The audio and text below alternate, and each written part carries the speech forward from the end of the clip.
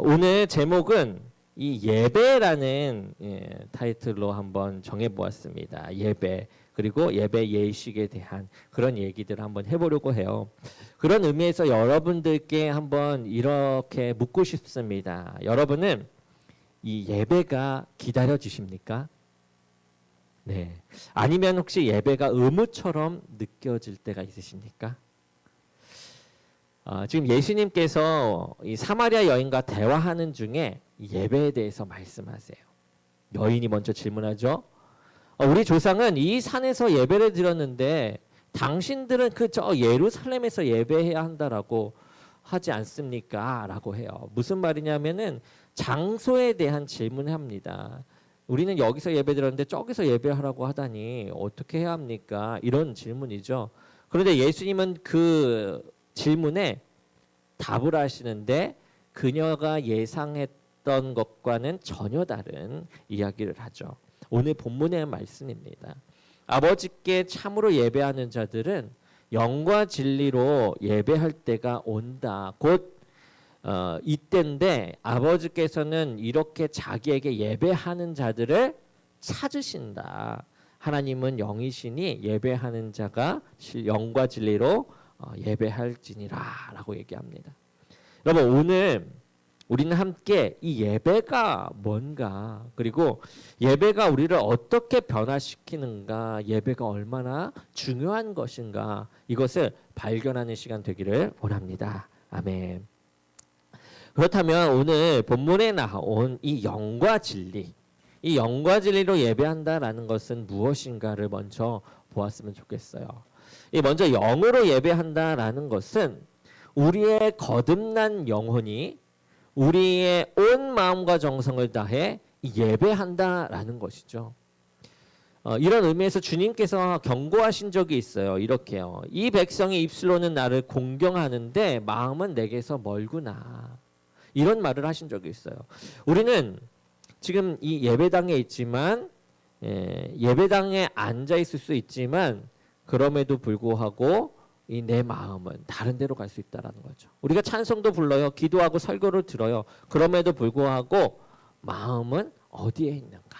이것을 우리는 살펴야 한다라는 것입니다. 그렇다면 진리로 예배한다라는 것은 무엇일까요? 여러분, 진리는 하나님의 말씀이죠. 진리로 예배한다라는 것은 단지 이 설교 시간에만 성경을 듣는다라는 의미가 아닙니다. 예배 시작부터 끝까지 모든 순서가 성경의 진리에 뿌리를 두고 있어야 한다라는 의미가 되겠죠. 영과 진리로 예배한다라는 것은 그 말씀의 토대로 한 순서가 돼서 모든 것들이 그 은혜 아래, 모든 것들이 그 진리 아래 나타나야 된다라는 것을 말해요. 그래서 청교도들은요, 이 예배를 표현할 때 이렇게 표현했습니다. 성경을 읽고 성경을 전하고 성경으로 기도하고 성경을 찬송하며 성경을 보는 것이다 라고 얘기해요. 이 예배의 모든 순서가 다 성경 그 진리 가운데 이루어져야 된다라는 것을 말하고 있는 거죠. 자, 다시금 앞으로 돌아가서 영과 진리, 여러분, 영과 진리는 봤을 때 별개의 존재가 아니죠. 이 둘은 함께 갑니다. 어떻게 함께 갑니까? 진리가 영을 불러 일으켜요. 진리가. 이제 우리는 감정을 자극하는 방식으로 예배할 수가 없어요. 영으로 예배하도록 만드는 것은 바로 진리입니다. 제가 아무리 막 호소를 하고 감정을 끌어올려서 해도요, 그것은 순간일 뿐이고 나의 영을 움직일 수는 없어요. 나의 영을 움직이는 건 영을 움직이는 건 바로 진리입니다. 하나님의 말씀이 들어갔을 때 영으로 예배할 수가 있게 되는 거죠. 하나님을 아는 지식이 우리의 마음을 고양시키는 것이에요. 그리고 하나님을 예배하고 싶은 그러한 열정을 불러일으키게 된다라는 거죠. 성령이 함께하는 역사입니다. 진리를 만났을 때요. 그래서 종교개혁자들은요, 이 진리, 왜 예배 형식을 계획했는가라고 했을 때, 이 마틴 루터와 존 칼빈은 이 설교만 계획했던 것이 아니라요, 예배의 모든 순서를 개혁해요. 그래서 모든 순서가 복음을 드러내야 한다라고 말했습니다. 복음을 드러내야 한다. 그러니까 모든 순서, 찬양부터 시작해서 마지막 축도에 이르기까지 전부 다 그래요. 심지어 이 예배의 당에 있는 이런 가구의 배치까지도 중요하게 여겼어요. 이 설교의 단이 이렇게 가운데 있는 것은 하나님의 말씀이 교회를 이끌어간다라는 것을 보여준다라고 해요. 그리고 성찬상이 이 중간에 있지 않습니까? 이 강당과 회중석 사이에 있습니다. 이것은 우리가 중재자 없이 직접 하나님께 나아갈 수 있다. 이제 누구를 통해? 예수 그리스도를 통해 나아갈 수 있다. 이것을 말해주는 거죠. 이 예배는 이렇게 복음 그 자체입니다. 예배. 이 예배 전체가 하나의 이야기를 담고 있는데 그것이 바로 이 복음의 이야기라는 거죠. 복음의 이야기. 여러분 이 시간 주님께서 우리에게 이런 참된 예배가 무엇인지를 깨닫게 하시고 진리가 우리의 마음을 이렇게 불러일으켜서 영으로 예배하는 은혜를 더해 주실 줄로 믿습니다. 아멘. 이제는 이 진리로 예배드리는 이 모든 순서에 대해서 어떻게 복음을 말하고 있는가라는 것을 우리가 살펴보고자 합니다. 기원전 740년경에 이 이사야가 성전에서 경험했던 그 여정을 우리가 따라가 보려고 해요. 그 여정은 이사야서 6장의 내용입니다. 6장. 여러분들도 성경을 한번 펴보시고 보면 좋을 것 같아요. PPT도 있지만 한번 펴보시면 좋을 것 같습니다. 자, 이사야가 성전에 들어갔을 때 무엇을 보게 되는데요. 1절부터 3절의 내용을 한번 쭉 읽어보면서 어떤 것을 보게 되는지 한번 보았으면 좋겠어요. 우리 함께 읽어볼까요? 이사야서 6장 1절에서 3절 말씀입니다. 자, 시작. 우시야 왕이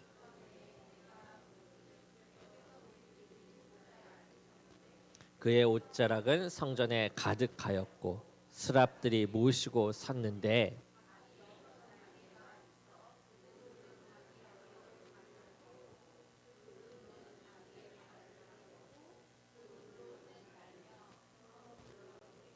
거룩하다 거룩하다 거룩하다 만군의 여호와여 그의 영광이 온 땅에 충만하도다 하더라. 아멘.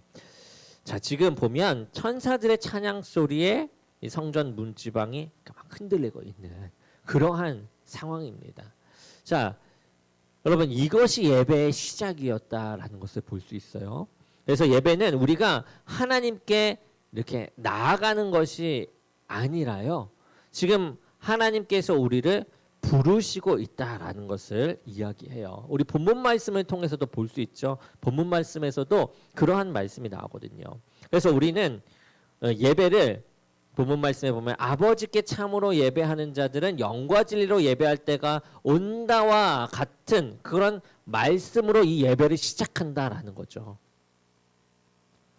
주님께서 온다. 주님께서 우리를 부르신다. 그래서 예배의 부름, 이 예배의 부름은 하나님께서 여러분을 지금 이 자리로 초대하셨습니다.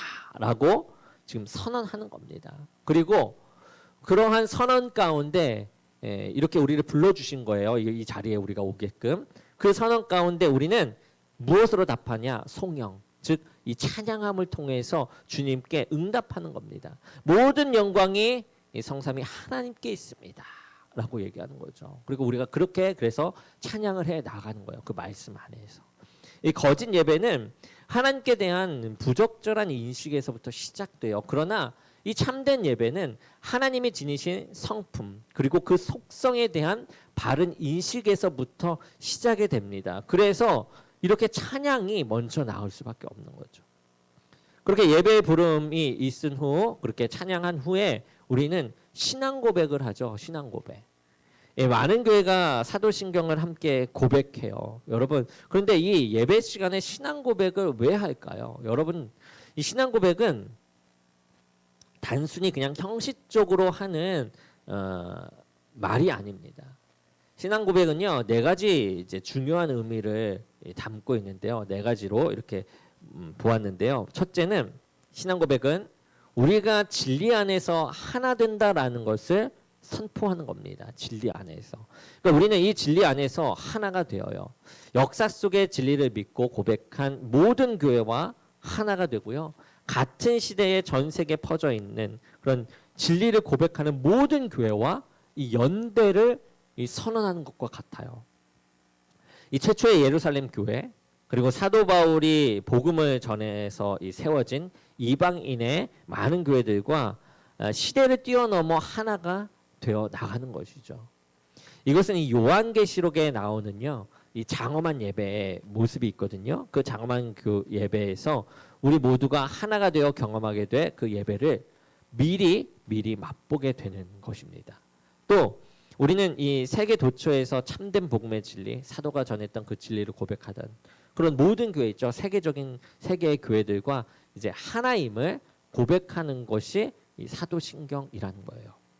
두 번째는 이 신앙 고백. 이 신앙 고백은 참 교회와 거짓 교회를 구별하는 가장 두드러진 기준입니다. 기준. 그러니까 이단과 이단이 아닌 참된 교회를 구별하는 기준이기도 해요. 만일 이 사도신경과 같은 이 교리적 진술을 신앙의 내용으로 받아들이지 않는다면 여러분 그것은 더 이상 참된 기독교다라고 말할 수가 없습니다. 예수님을 인정하지 않은 것과도 같은 것이거든요. 교회의 정체성을 스스로 부인하는 것입니다. 그렇기에 우리는 이 신앙 고백이 얼마나 중요한지, 그리고 우리 안에서 중심을 이루어야 될 분이 누구인지를 이렇게 고백함을 통해서 나아간다. 진짜 내 안에서 신앙이 고백되는 것이다라는 것을 우리는 기억해야 합니다. 그래서 예수님께서 성령으로 잉태하셨고 동정녀에게 탄생하셨다. 그 사실. 그리스도의 대속 형벌로서 죽음을 믿는 교회. 그런 교회들이 살아나야 되는 거죠. 그런데 요즘 또 교회들은 이렇게 사도신경도 하지만 이러한 모양으로 가지 못하는 교회들도 많아지고 있는 것 같아서 좀 안타까움도 있습니다. 여러분 2000년의 이 교회 역사는 이렇게 신앙 고백의 역사였어요. 역사적으로 이단들이 부흥할 때마다 교회는 자신이 믿는 분명한 신앙의 내용을 이제 기록하여서 문서의 형태로 만들어 놓고 이렇게 고백을 했습니다.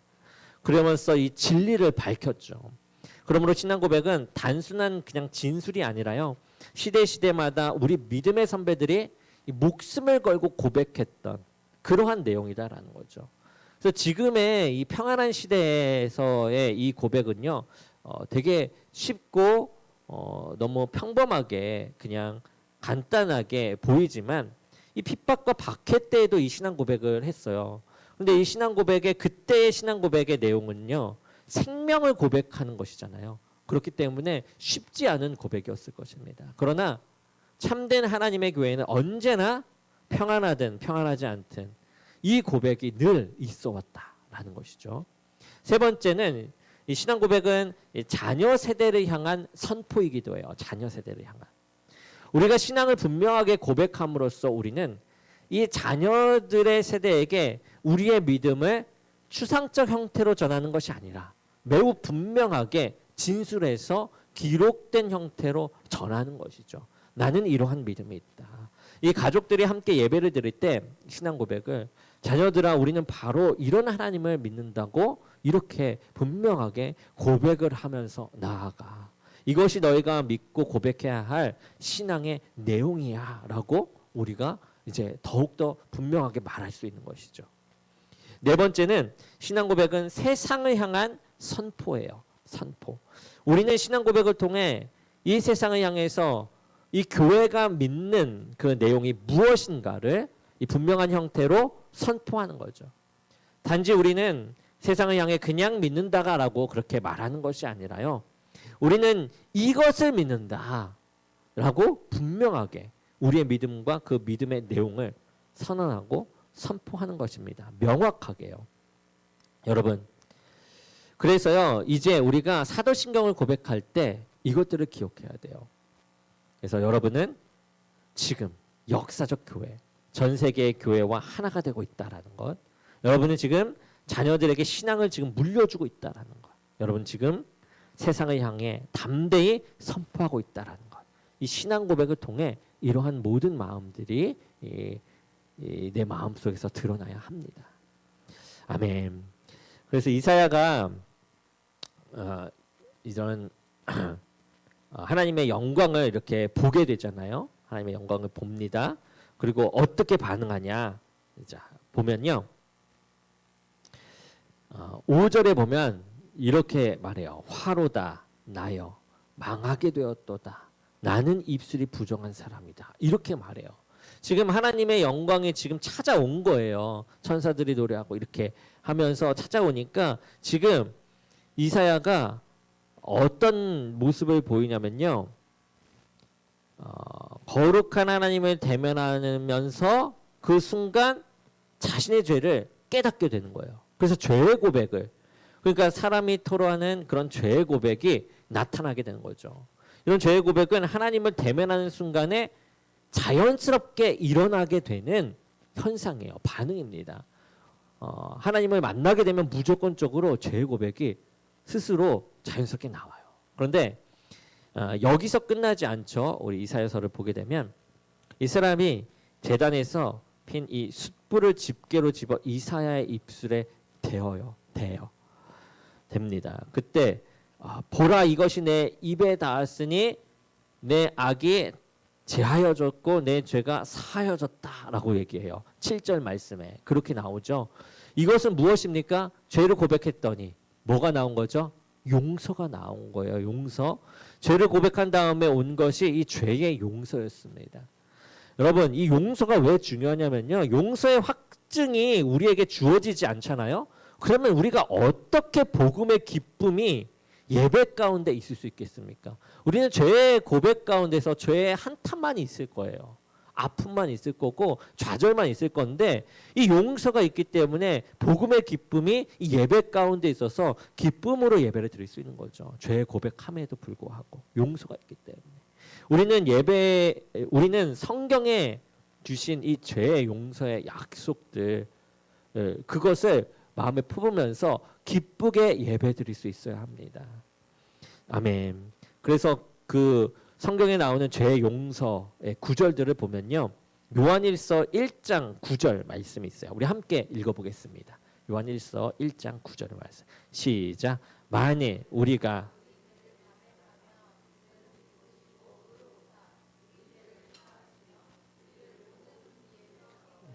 하실 것이요. 아멘. 이 죄의 용서의 이 확증, 이 너무 중요한데요. 이 죄 용서의 확증은 복음의 은혜를 분명하게 드러내요. 용서받은 이사의 마음, 이 마음이 용서받은 사람이 이제는 마음이 달라지는데요. 이 다음 단계 넘어가는 겁니다. 어떻게 됩니까? 용서를 받았으니까 그 마음에서 무엇이 일어날까요? 감사가 일어납니다. 나 같은 죄인을 용납했어요. 이런 죄를 용서하신 하나님께 감사하지 않을 수가 없게 되는 거죠. 그 감사는 찬송으로 표현됩니다. 그리고 헌신으로도 표현돼요. 여러분, 여기서 우리가 주목할 것은 이사야가요. 어떻게 고백하냐면 8절에 내가 여기 있나이다 나를 보내소서라고 얘기해요. 우리는 이 예배 시간에 우리 자신을 하나님께 드리는 것이죠. 그렇죠. 우리는 그렇게 배웠고 그것으로 압니다. 너무나도 제대로 알고 있는 거예요. 우리는 일반적으로 예배의 순서에서 우리의 감사를 이렇게 드리는데 어떻게 표현해서 드리냐면 예배 순서에서 어떻게 드리냐면 헌금으로 드리잖아요. 그렇죠. 헌금으로 써 드립니다. 표현해요. 그런데 여기서 우리가 사용하는 이 용어, 이 헌금에 대해서 우리가 조금은 더 주의해야 되지 않을까 생각해 보아요. 이 헌금이라고 표현하니까 뭔가 좀 문제되는 모양으로도 보이기도 하는 거죠.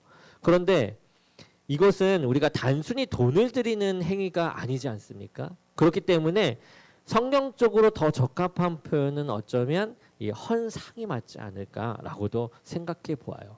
이 헌상이라는 말이 무슨 뜻이냐? 위로 드린다. 즉 하나님께 드린다라는 그런 말이죠.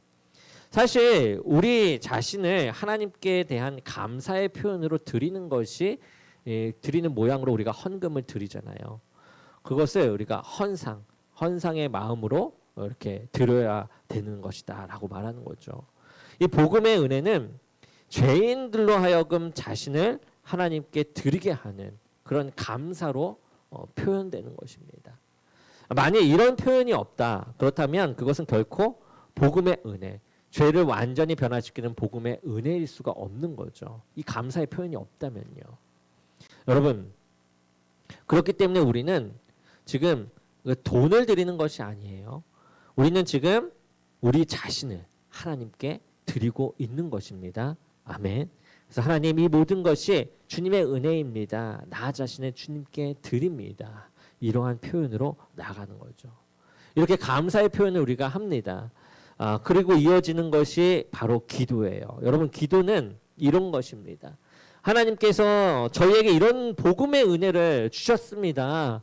그러니 이제 저희가 하나님을 위해 살 수 있도록 도와주세요 하는 것이 기도예요. 여러분, 도와달라는 것인데 어떤 것으로 도와달라는 거예요? 하나님 위해서 살 수 있도록. 이것이 기도예요. 여러분, 이것은 우리 자신들만을 위한 것 또한 아닙니다. 온 교회를 위한 기도이기도 해요. 우리는 보면요, 일반적으로 이 목회 기도라고 해서요, 우리 이제 목회자나 장로가 이렇게 나와서 책임을 맡아서 성도들을 위해서 이제 기도를 하지 않습니까? 또는 권사님께서 이렇게 기도해 주시기도 하고. 그러니까 예를 들어 우리 순서에서는 이제 대표 기도 또는 제가 설교 마친 후에 막 기도할 때 이렇게 이런 기도들을 말해요. 여러분, 이 기도의 중요한 내용은 무엇이냐면 복음의 은혜를 받은 자들답게 하나님을 위해서 살아갈 수 있는 은혜와 도우심을 이제 구하는 것에 있어요. 이 기도는 보통 감사에서 말씀으로 나아가게 하는 그런 전환점이 됩니다.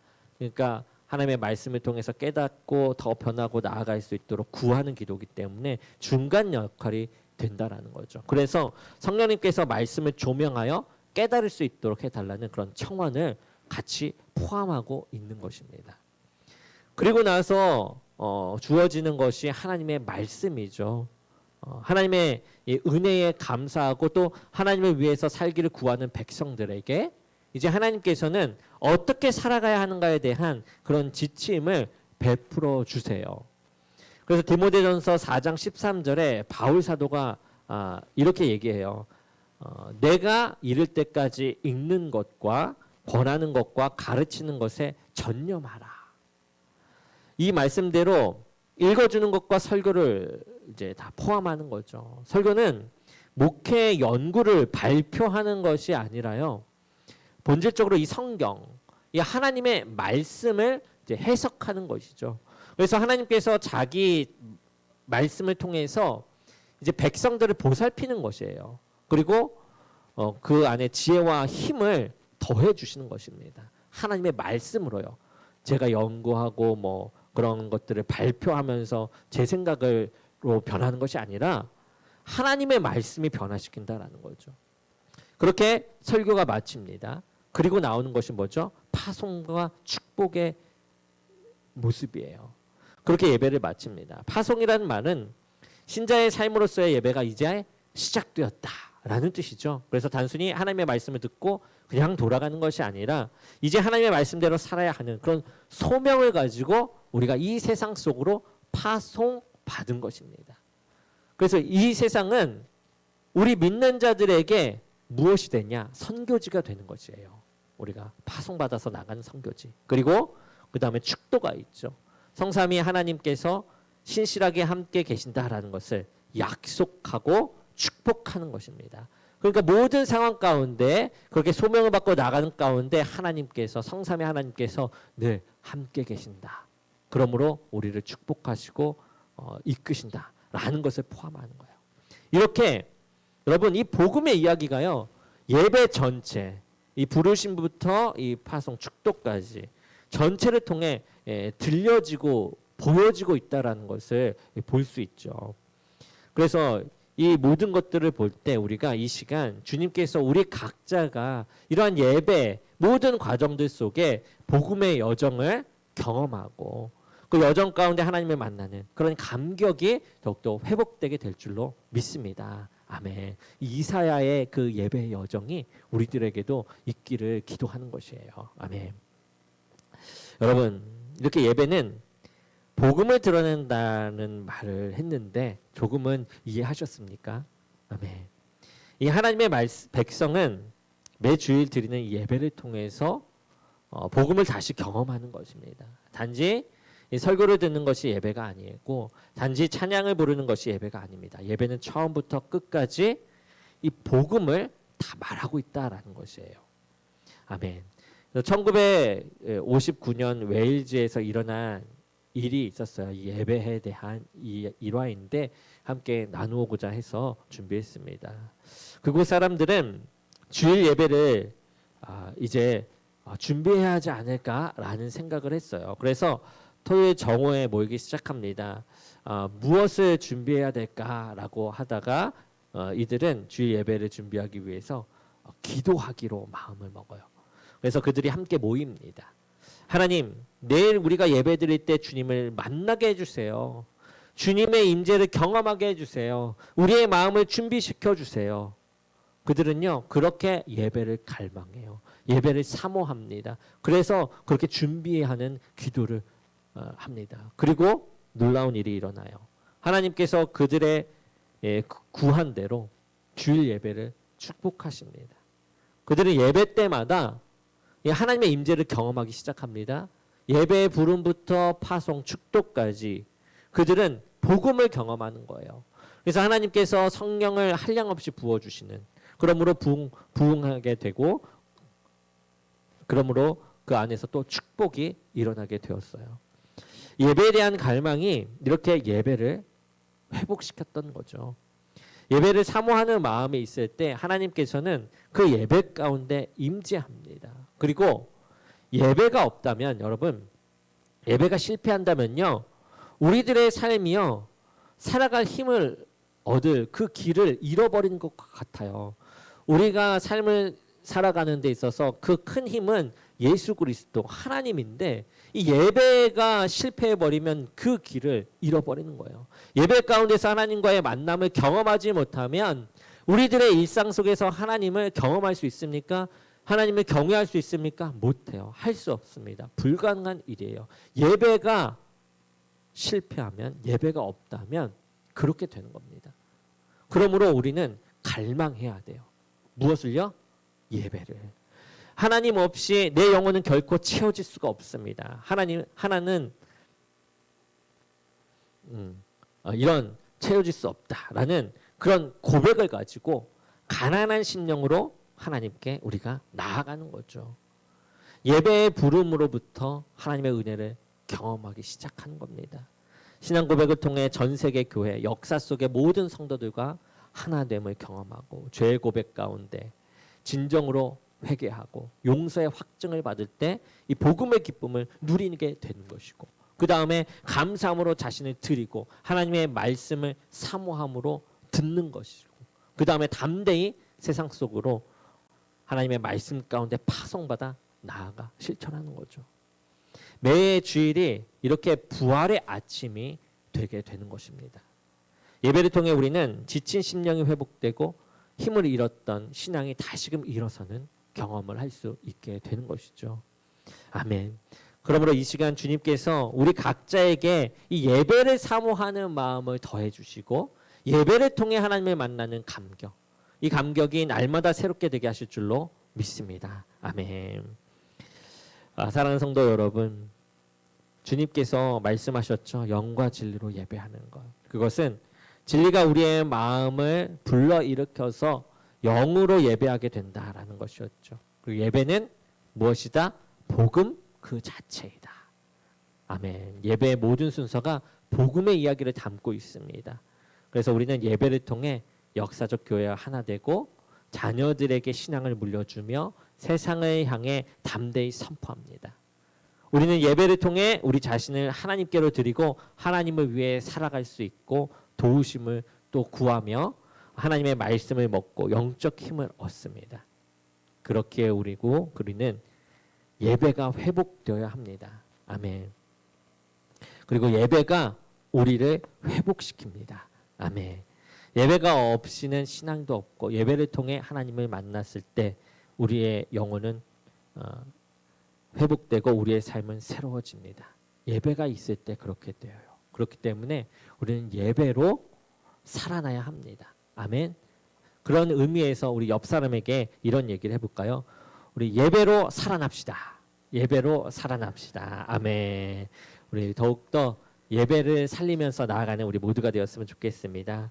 그리고 예배를 통해 하나님을 만나고 예배를 통해 그 복음의 은혜를 경험하고 예배를 통해 회복이 다시금 일어나고 예배를 통해 세상 속에 담대히 나가는 저와 여러분이 되기를 주님의 이름으로 간절히 축원합니다.